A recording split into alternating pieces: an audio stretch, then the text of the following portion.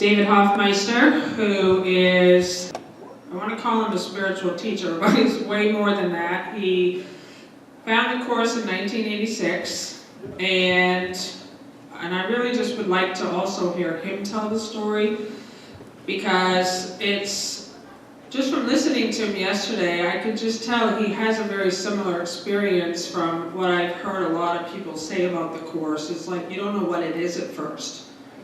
Like it touches something deep in you, and it almost like it grabs you. And what he's dedicated his life to this message. Like he's living the message. And he began hearing a voice, and it is the voice of love. It's the voice of the Holy Spirit. And he just knew, like, this is how I'm going to live my life now. And so they travel around the world, and we have with us Kirsten and Ricki and Nikita. And yesterday, I just love when people come together, because they were sharing their own stories, and their stories are our stories. You know, just like what it is to be in the world and be searching for something and then not be able to find it. And there's a longing for love. And each one, you especially, that story yesterday, she's a rock star, everybody.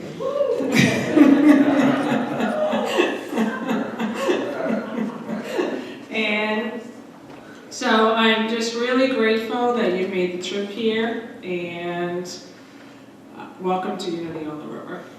Thank you.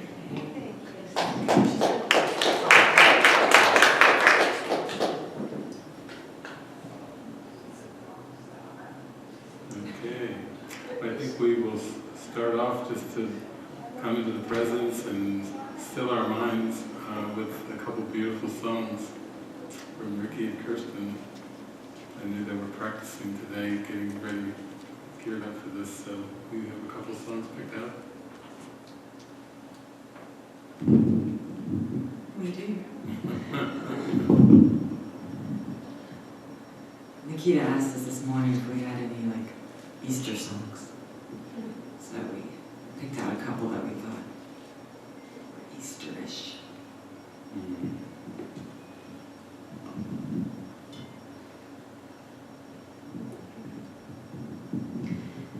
This first song is Be Still. It's actually by the Fray, and it's a prayer. So just allow yourself to settle inward, and close your eyes if you feel to.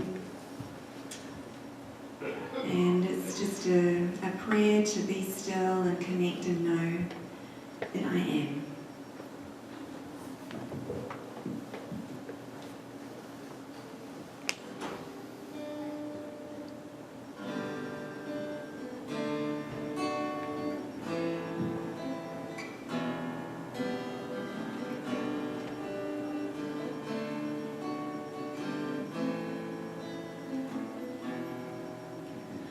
Be still and know that I'm with you. Be still and know that I am here. Be still and know that I'm with you. Be still and know. When darkness comes upon you and covers you with fear and shame, be still and know that I'm with you, and I will say your name. If terror falls upon your bed and sleep no longer comes, remember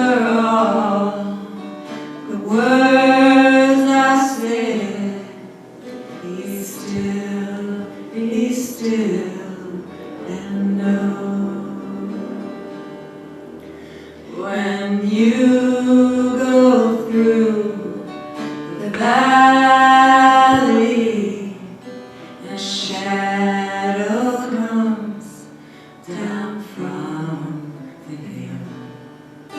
If morning never comes to be, be still, be still, be still.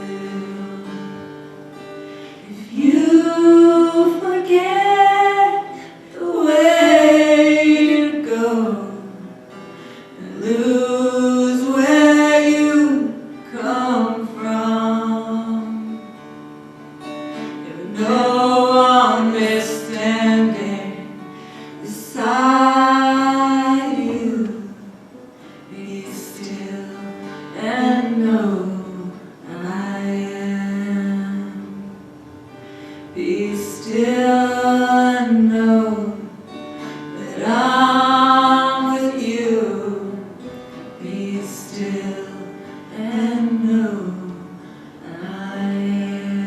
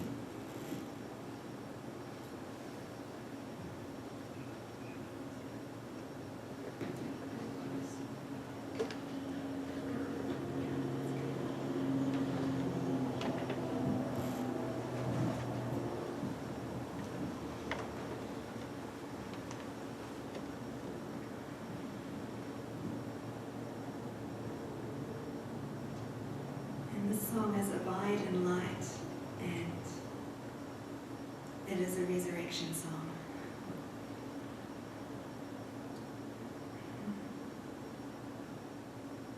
When I arose, you were with me, which is what Jesus shared, and that was the light speaking. When I arose, you were with me, because we are the same light.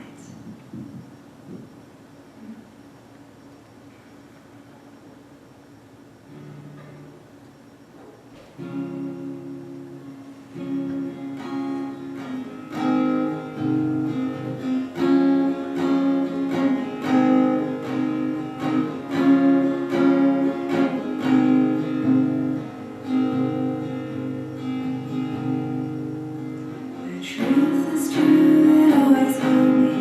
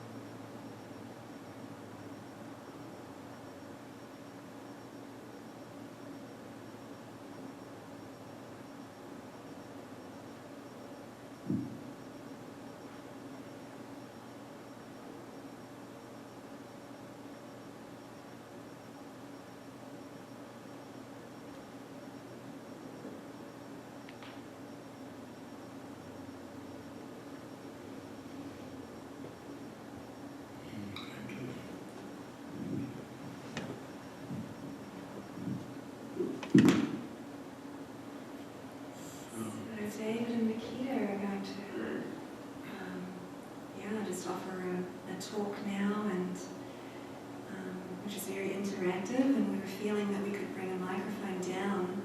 And so if anyone has any questions at any time, or anything you'd like to go into more deeply, you can just have the microphone so that everyone can hear. Yes, just put your hand up and I'll bring you the microphone. Okay, perfect. And we'll go through till 3, and then we'll have a little break at 3 for about half an hour or so, and then we'll come back after that, and then we'll continue on with Ricki and I, and just continuing with the gathering and more music.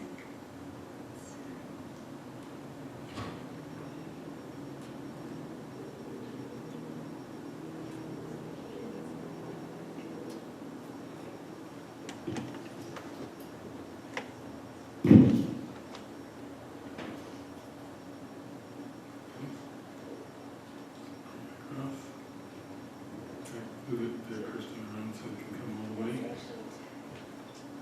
Just move that. That's good. Yeah. Okay.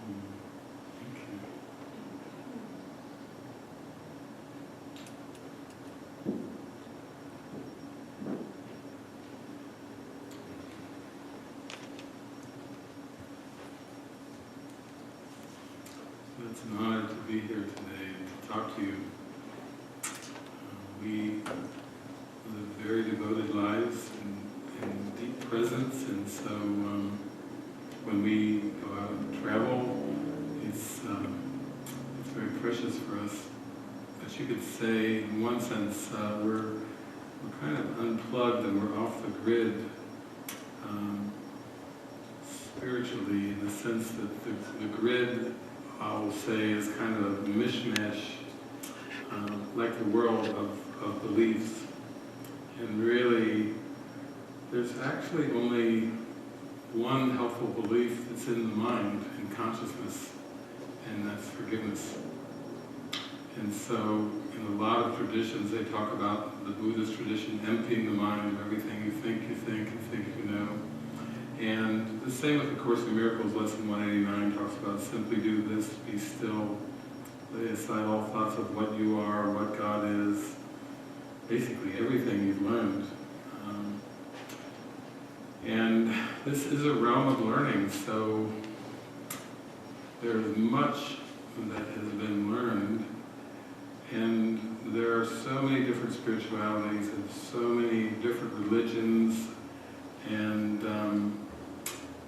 I think that metaphysics plays a part in the sense of starting to sort out the wheat from the chaff, the truth from illusion, and it's quite a humbling process of emptying your mind, because basically it's more humbling as you go on.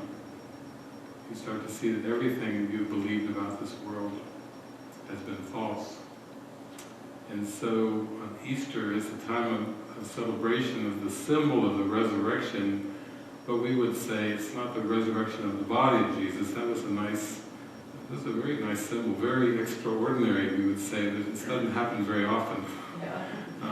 So it gets everyone's attention. But really, we learn in the Course in Miracles that little story of the Passion Play and that life of Jesus was just a tiny little speck in history, and the lesson that was learned, that was taught and learned, was a lesson of complete forgiveness, atonement. It's in the mind. So really the resurrection is in the mind. I know for years I enjoyed listening to Ken Wapnick, who recently passed, and he would always stir things up by saying that the resurrection came before the crucifixion, and that stirs things up for people because we've listened, we know the spiel, we know how the story goes, and the resurrection came afterwards. But from a spiritual perspective of awakening, you might say that metaphorically 3 years before the crucifixion and the rolling away of the stone was when Jesus seemed to reach a point where he had transcended all temptations and illusions. So basically, that's why he was saying so many profound things on those 3 years of public ministry, because it was the I am presence speaking. The resurrection had already occurred. And what we would call crucifixion of a body dying, or a resurrection, very unusual, rolling away a stone and a body coming back. We know a little bit more about that from the Urantia book. Some of you have heard of the Urantia book?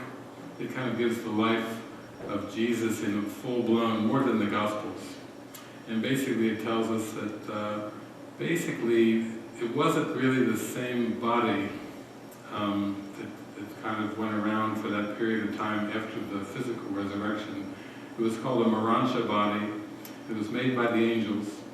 And Jesus did comment, he did comment in absence from felicity. Ken got some stuff that was actually talking about the Easter and the resurrection, and basically he said in there he had another body.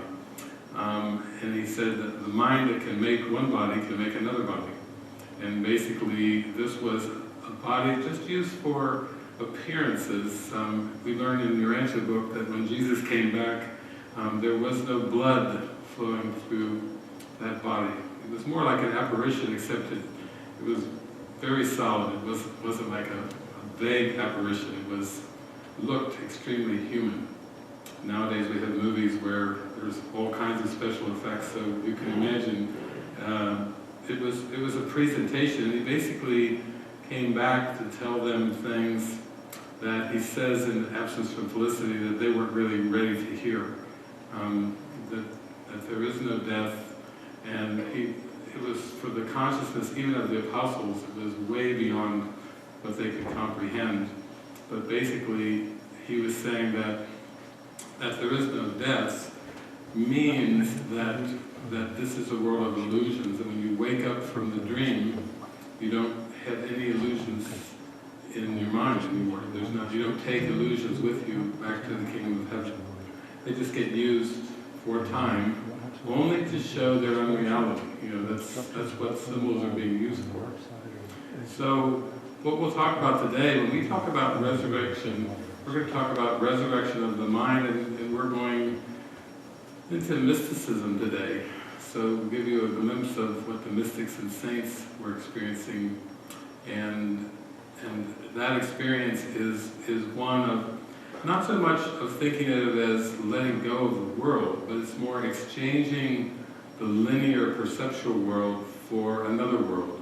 This is not a focus on what do I have to give up, which a lot of times can be quite depressing as people even contemplate it, like, I didn't really come into this lifetime to just spend my lifetime giving up everything. And actually, I think it's much more helpful to think of it as exchanging a world in which there's frustrations and there's doubt and there's fear and there's a hodgepodge of emotions for a happy dream, or a realm of consistent peace, where it's still perceptual, you still see a world, but actually it's a very happy, peaceful world. And that's what he mentions in the lessons, lesson 128, the world I see holds nothing that I want. He follows up with, beyond this world is a world I want. So we're going to focus on that second one, 129. Beyond this world is a world I want. And it's interesting, just on this trip, we just had such a wonderful experience down at Vicky's. And everything is so given, and there's nothing by accident. So we actually came up to our Holiday Inn Express in Lawrence, Massachusetts, and had a bit of a rest, but pretty quickly, everything is so given. We had an Indian dinner when we were on this trip already, and another Indian dinner in Brooklyn, and then we went to Hollywood there in Lawrence and had a wonderful, joyful time. We were all so happy, and we were in this buzz. But we were guided to go see this movie. Is it turned on? Yeah. Okay, Transcendence. And so the theater we went to, when we pulled in, there were all these people outside of it, and all the power went out. And so it was kind of, we were being funneled, as often happens. We just pulled into the parking lot, we saw all these people kind of walking out, shaking their heads. The whole theater went black and everything, so we quickly, Kirsten got our iPhone out, and we looked, and sure enough, she found one a little bit over 4 miles away, and called up the theater, and her question to the theater attendant on duty answering the phone was, "Do you have power?" And he's like, "What?" Almost thinking like, is that like a new movie out? Do you have power? Power show. And that was funny because eventually it's like, oh yes, we have Transcendence showing on IMAX. Giant IMAX with a big sound. So, and a big giant screen. So I said, oh boy, this is going to be a retreat. Have you ever experienced IMAX before? Yeah, maybe once. Maybe once. Yeah, And Ricki hadn't. Ricki had. During the preview, she was sitting next to me, and your collarbone vibrates.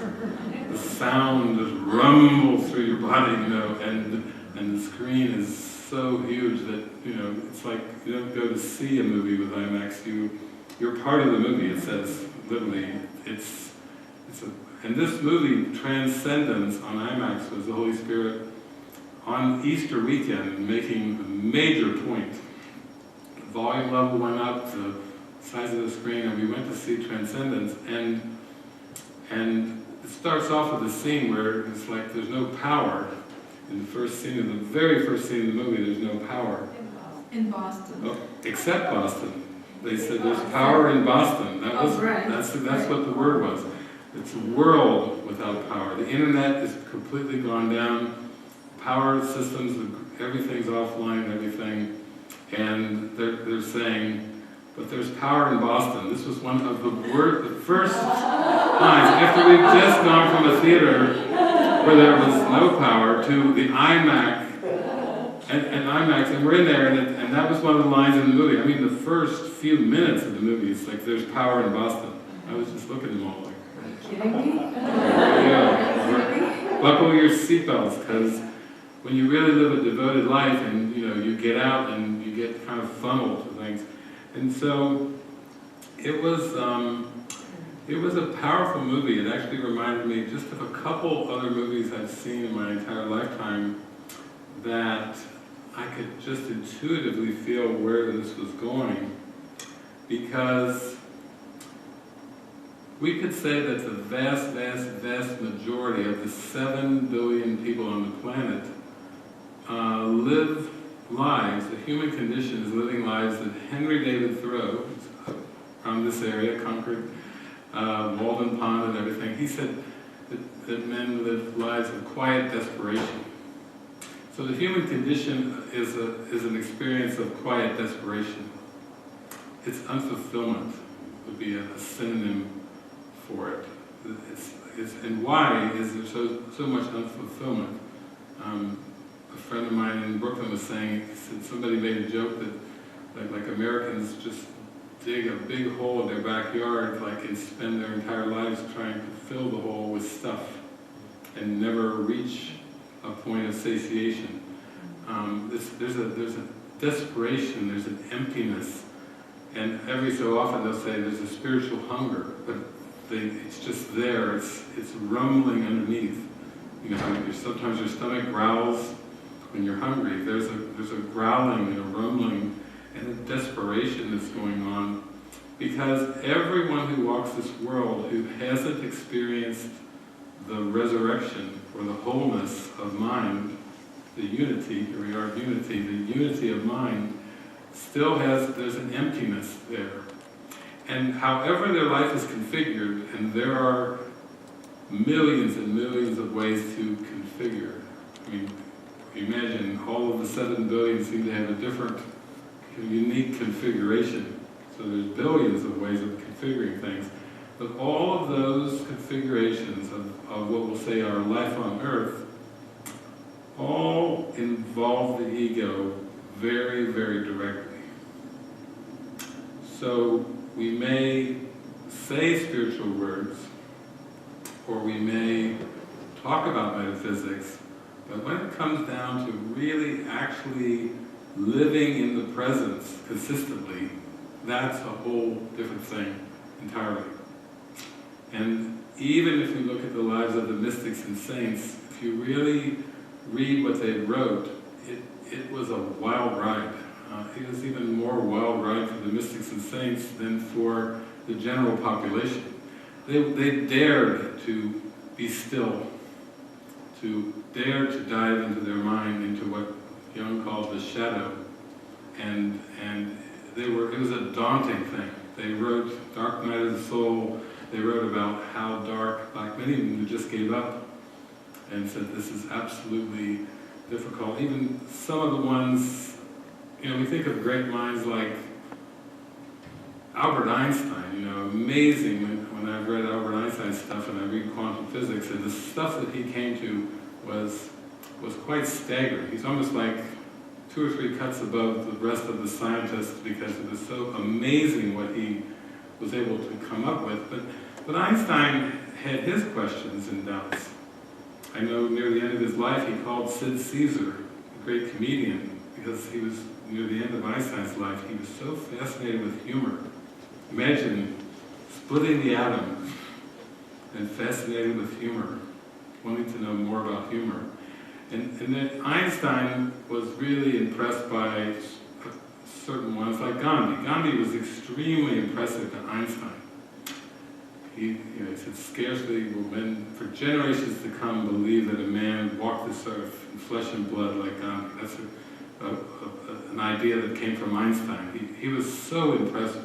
And then when you start to read Gandhi's autobiography, most people know the story of Gandhi, but you read his autobiography and he was very troubled.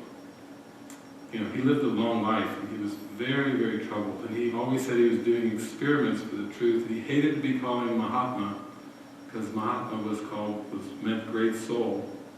And Gandhi was very, very uncomfortable with being called great soul, because he was aware and he was quite open and transparent about his struggles. And he had a lot of struggles. He tried for years to be celibate and broke his vow many, many times. He had struggles. One time a reporter asked Gandhi and said, Mr. Gandhi, are you like a saint trying to become a politician? Because he was trying to get the British out. We all know Gandhi wanted to help free India of the British. And Gandhi said, no, I'm actually a politician trying to become a saint. He didn't see himself as a saint at all. This is somebody that Einstein was entirely impressed by, and by human standards, Gandhi lived, we could say, an amazing, amazing life. When Einstein is greatly impressed by you, and then you go, reminds me of the Lego movie where, he's so uncertain whether he can accept that as who he really is. That's the same way Gandhi was.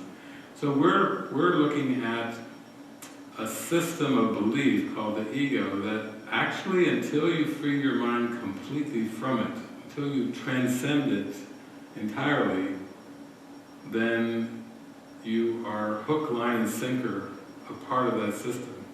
You're on the grid of ego until you transcend it. That's why someone like Jesus, it's almost like a flaming comet in the middle of the night sky. It's so bright and it stands out with that black sky, because that light is nothing like the darkness.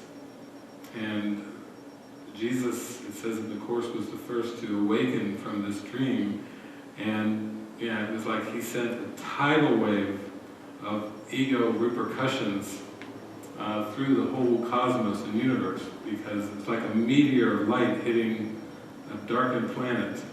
And that's why to this day there's huge repercussions. And what I think we can talk about today, we'll kind of give our talk mirroring that movie Transcendence, because it was obviously part of our coming here. It was very much a part of us coming here. We want to talk about compromise. If you are living a life of compromise, but you don't even know it, that's pretty dangerous. If, like Inception, if you're down in so many layers of dreaming that you've actually forgotten that you're dreaming and you think you're a living human being on planet Earth, that is like really a lot of denial going on. There's a lot of compromise. Not just a little compromise, but you've compromised on your Christ self, and you've shrunk yourself down so tiny as to forget completely who you really are. And when you don't even know that you're compromising, if you think you're gliding through the day as a human being, just making the choices the best you can, and quite satisfied with your personality self, that's very dangerous. You're not going to even have incentive to go deeper. You won't have incentive to wake up from a dream if you've convinced yourself that it's not quite a nightmare. It's actually, quite enjoyable. You're like in double oblivion if you think that this world is truly satisfying. In fact, in the Matrix, when Morpheus starts working with Neo, he basically goes to visit Morpheus, and basically Morpheus tells him, Neo, you are a slave. He doesn't tell him initially that he's the one. He says, it's interesting, he starts off not telling him he's the one. He starts off with, you are a slave in a prison that you cannot smell or taste or touch. A prison for your mind. So actually, that's a good starting point, and I think that even with this movie Transcendence, that's a good point, that there's an enormous amount of compromise going on for the human condition. And it's like that Paul Simon song, believe you're gliding down the highway when in fact you're slip-sliding away. You've got a virus inside your consciousness. You've got a death wish in there that's not located in a part of your consciousness, but it's permeated all the way through the fragmented mind and fragmented perception. It's not an isolated poison, It's gone through every part of consciousness, and that's where the compromise is coming in, where there's a lot of decisions that are being made on a daily basis from the ego. The ego just making decisions to keep the mind bound and trapped. And yet they seem now like everyday, ordinary decisions, and they aren't questioned anymore. There's something fishy about the world. There's something not quite right. All the human beings know that. All the 7 billion can say there's something not quite right with this world. But it's hard to put a finger on it because it so permeates the whole system. It's like a giant grid of illusion. But until you can get back so far in your mind to see it as such, then you are tied into that. And you could say now illusion has become a reality in awareness, not in truth. So I thought we would start and we would share a bit about this movie Transcendence because, first of all, it's a Johnny Depp movie, and this is probably the biggest Johnny Depp fan in the world. Also, this movie was panned by the critics. Already. And I said they didn't have kind things to say at all about this, and it opened to lower expectations as far as making money. You know how that goes. So they're saying this is Johnny Depp's 3rd or 4th bomb in a row, and she says, he never bombs in her mind. He always has amazingly successful roles that she's very excited about, and then this one was no exception. So he's like the lead character. And maybe we can talk about the movie in the context of compromise, because it seems like in the movie he's quite a bright scientific mind that that believes in all possibilities and has a wife who also seems to be that way, and it's that same thing with the Matrix, you know, the fear that the machines will take over, the computers could take over the world, or artificial intelligence, you know, AI. Remember that movie Spielberg did? There's this thing going on. Remember 2001 Space Odyssey? Yes. How the computer, how it horrified audiences everywhere when suddenly how the computer, who was there to serve the humans, took over the ship. Everybody in the theater was like, oh my God, a machine. It's a fear of oneness. It's a fear that there's something bigger that could take over the ego's little personality life. And that's what this movie is really about, in a big way. Transcendence.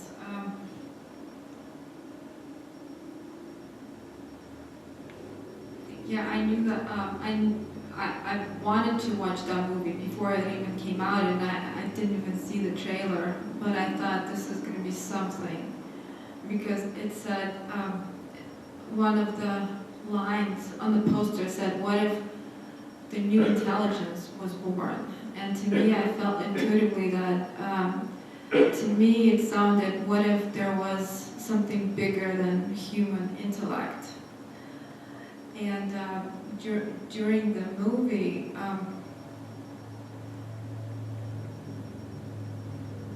pretty much Johnny Depp's character died, as it is, as a human being. He passed away. And his wife, because they were partners and they had a really, really, really strong love for each other, that was acknowledged. Everyone saw that. It wasn't something that could be missed. And so she had such a strong call. She resurrected him. And so he came back as presence, actually, as this new intelligence. Just he did not have a body anymore at a time. You might say that his consciousness before he died was uploaded to a giant computer. Yeah. And what started to happen that, so he transcended the body, so he became the presence. Due to her call, to his wife's call, which is so interesting because meanwhile there was a danger of some other people wanted to shut it down, and she was the one who really ran away and followed the guidance and the steps, and she uploaded him in this way. And so she found, she found a new place for him. From then on, they were really joined in the mind. She no longer was, he wasn't in the body anymore, but they were joined in the mind, and he was with her pretty much everywhere she went.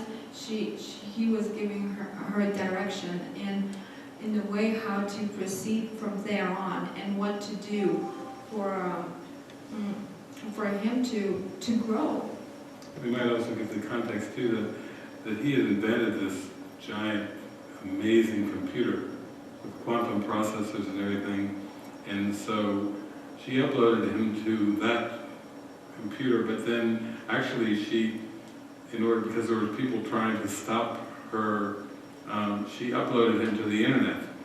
So she uploaded his consciousness to the entire internet of the planet because of the threat of somebody trying to shut it down. Because then he would be literally, symbolically everywhere. And he would be plugged into all the systems of the world, everything, the financial systems, the military system, every system that the internet encompasses. She uploaded his consciousness to the internet. So, you might say he was quite happy and continuing on. Very peaceful. He took it quite well. He took it very well. Like, whoa, thank you, honey. Yeah, you could feel that peace of mind that he really liked his new state, his new place where he was. And pretty much from there on, he started to take this consciousness, this new consciousness, which right away I said, this is the Christ consciousness. It was started to take over more and more and more and grew. And I guess it had, all of a sudden, in a way, it had followers, right? People started coming in and wanting to support, although, and they would accept that identity. So it looks like, it looked like the blind could see, and those who were disabled could walk. It was very much like St. Francis. When St. Francis took his move to Assisi, mostly the crippled and the diseased followed him. The leaders of the church didn't go out in the snow. They stayed back in Assisi. He went to San Damiano, and the ones that were really kind of the outcast, if you've seen Brother, Sun, Sister, Moon, the outcast of society, they followed St. Francis. And it was pretty similar this way. Yes. The ones that They were outcasts. Yeah, they were exactly, those were the people that had nowhere to go, and they had nothing. Like some of them, they had nothing. Nothing, they were very poor, and others, they were absolutely disabled. They couldn't do anything. And he said, I'm healing them. nanotechnology, using advances in medicine and science that are part of this to regenerate things that were diseased, eyes and limbs and so forth. Yeah, and from there on, they were absolutely capable, more than capable, like way more than a normal human would be. And so pretty much that's what started to happen, and of course that that generated fear within, as it always would be in this world. What people perceived it as if he was making an army, and he was going to attack the world, and it's going to be spread all over, and that's going to be the end of the world.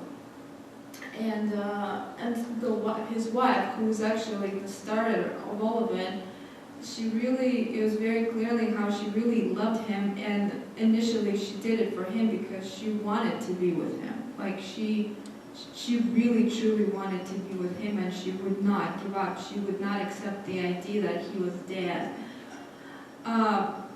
However, with that new consciousness, there was a doubt in her mind that, is it even him anymore?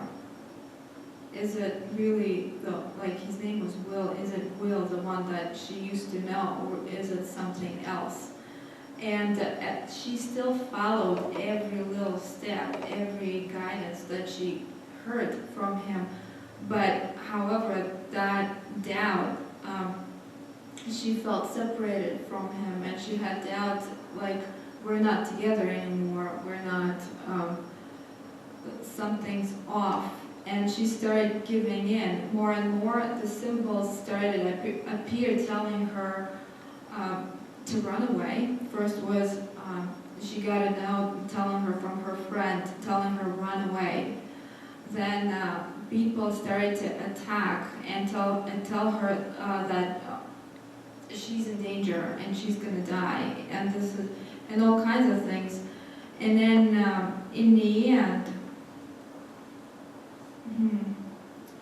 We don't really have to get to the end yet, because I think I want to relate it to our human lives and make it real practical before we get too far too fast with this. We don't want to zoom along. Actually, I think a lot of people can relate when you start going deeper spiritually, friends, family, there's a lot of questions that start coming up. What are you getting involved with? Are you involved with a church that is teaching that there's no sin, or that's all happy and positive all the time, that skips over all the dark, stuff like that? Are you involved with people that will control you or take away your consciousness, your critical thought, they call it? We're supposed to all have critical thought. It's a dangerous thing if you lose your critical thought processes. Those kind of things I think we can relate to a lot, because that's exactly what goes on when you start to have deeper and deeper experiences, and you're drawn away from the mainstream. You're drawn away from the norm of how the world operates, because the world in general, society, the world, the ego, is afraid of what it does not know. And the ego does not know God. The ego does not know wholeness. It does not know super intelligence or super consciousness. It's quite afraid. So I think a lot of what we were just describing in the movie, that's really mirroring what goes on the spiritual journey.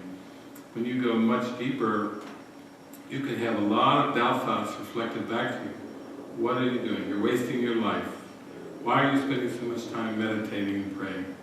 How are you going to advance your career if you're meditating and praying so much? It's on the spiritual journey, we seem to get hit with a lot of that, a strong dose of that. And I think in this movie, the wife character, she really loved him and followed the very idea of, first she found out that they had successfully uploaded the consciousness of a monkey to the computers, So it was like, that's a big risk, right? Okay, let's try it with my husband now. It worked for the monkey. Maybe it'll work on a human being. What have we got to lose? He's dead, or he's dying, so they were actually working with him before he actually died to do this. But I think that's like a thing of the world where this world is so big on conformity, on fitting in, on being normal. And then we have Jesus. Here we are on Easter. Jesus is calling us out of the thinking of the world, calling us out of limitation, out of lack, calling us into transcendence, really. Yeah, into much, much, much higher consciousness. Really, that's beyond you and me. That's where, he's calling us to truly see, to truly experience. Because here, while we're here in this realm, in the physical, this is no experience. This is very, very poor surviving. You can't, that's not the experience worthy of the Son of God. And so with Jesus calling us, that's why we thought it was a perfect Easter movie, because in the movie he was calling, Johnny Depp's character was calling his wife into a much greater experience, into a much, much greater journey, because their love was strong, and it was time to take it to a much, much deeper and higher level. And of course, and that was also the reflection of her call for something much, much greater. And like I was saying earlier today at the breakfast, that with Jesus, it's Jesus' birthday, right? And Kind of. The Christmas, usually they think of sorry, Jesus, it's Jesus' resurrection. It's the day of Jesus. It's when the body came out. it's associated with Jesus. Okay, this is what we truly embrace that symbol, and we celebrate it, and we claim our love for Him. And those even who are still in the closet, they get to just for one day, not hide it. And this is great too. And for those who are not in the closet and they say, I love Jesus, it's kind of, well, what does it mean? Who is Jesus? Is Jesus just a guy who died 2,000 years ago? And what is really Jesus? And I talked about it in Mexico. I said, what is Jesus? There's pictures all over. And I said, is it just like what is it, just the body? Is it that guy? Is this what Jesus is? Or is Jesus, it's a state of mind, it's the experience, it's a whole new level of relating, it's a whole new level of consciousness. You were saying it's like a lot of people seem to be, there's a lot of crucifixes down in Mexico, like worshipping of a dead guy. Yeah. And she was just saying, why are people worshipping a dead guy that's hanging on a cross? Yeah, and then with a certain level of understanding, even let's say we're used to like follow Jesus even, and in a way, if we don't, and it's all helpful thinking and like of him in terms of a great miracle worker, but then at some point it's just not enough. It's not enough, and you know your love for Jesus, and there's that, if it's true love, and I think those who love Jesus, it's true love, because there's even that fear, because there's that knowing at some point we're going to have to act on it in a way, take it to the next level. We can only deny it for so long. And there's going to happen that merge and that understanding. We're going to have to let him take us to a much, much higher level, to let him teach us in a way that we cannot be taught here on earth and on the level of form.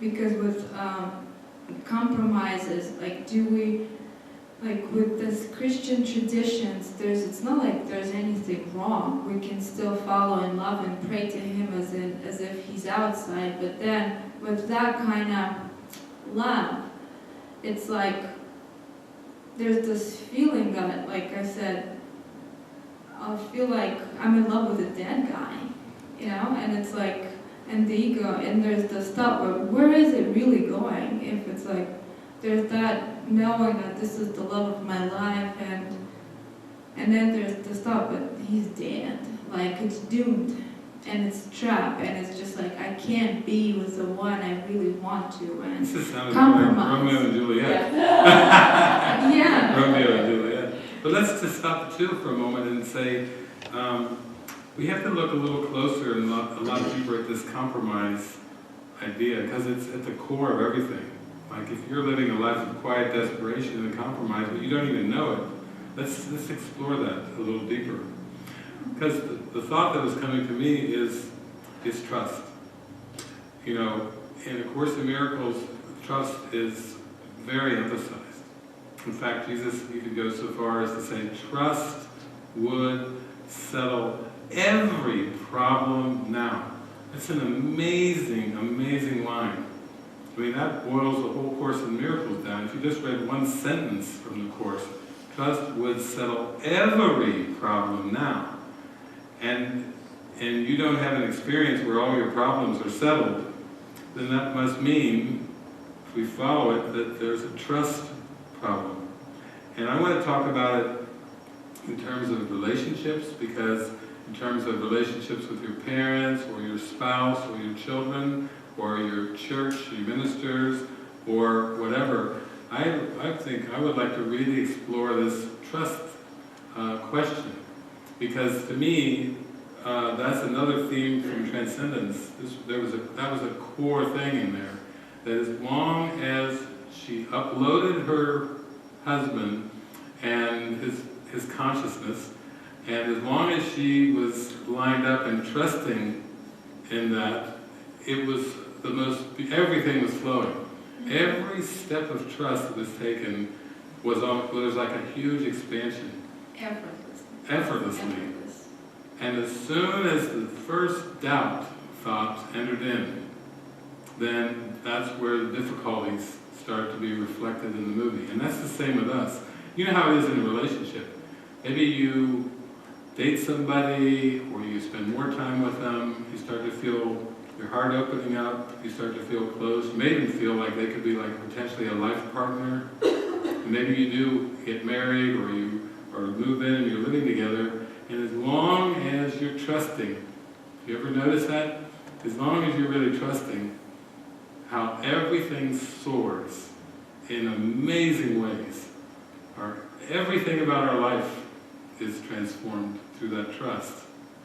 And when a doubt enters, like, oh, who are you? Like the Billy Joel song, The Stranger. You know, once I used to believe I was a great romancer. Then I came home to a woman that I could not recognize. When I asked her for a reason, she refused to even answer. It was then I felt the stranger kick me right between the eyes. You know, that's a line from The Stranger, an album that Billy Joel did. The stranger, when you're in trust, you know how it feels. You're in love. You are in love. You are carried. You are lifted. And when you have that doubt thought that comes in, then that throws everything off. And let's just go back to Jesus for a minute, because even though he was here on earth a couple of thousand years ago, there have been a lot of followers of Jesus throughout history. You know, I mean, you could go start off with the apostles and the early church, and even ones that weren't so evolved, like the Gnostics. You know, there's, I think, Gnostics that were like, they were drawn. Some later Gnostics even believed that Jesus was not on the cross; he was laughing on another hill at the whole scene, because the Gnostics thought that the world's not real, and he was just here to demonstrate that the world's not real. Very lined up Gnosticism with towards the Course in Miracles, what he's teaching in the Course. But you think about the saints and the mystics, even like St. Francis. Has anybody read the writings of St. Francis? Wrote a lot. Like I talked about reading Gandhi's autobiography. Has anybody read his journals? He was tormented too. Everybody talks about St. Francis like they do with Gandhi, but he had a lot of torment. I also read segments of Mother Teresa's writings. Confessions. Yeah, but I actually found it comforting, because it made me understand that one can have moments of deep torment, even though one is giving greatly. Moments. It's part of the Yeah. that it's part of the process. It's not just unique to my own particular.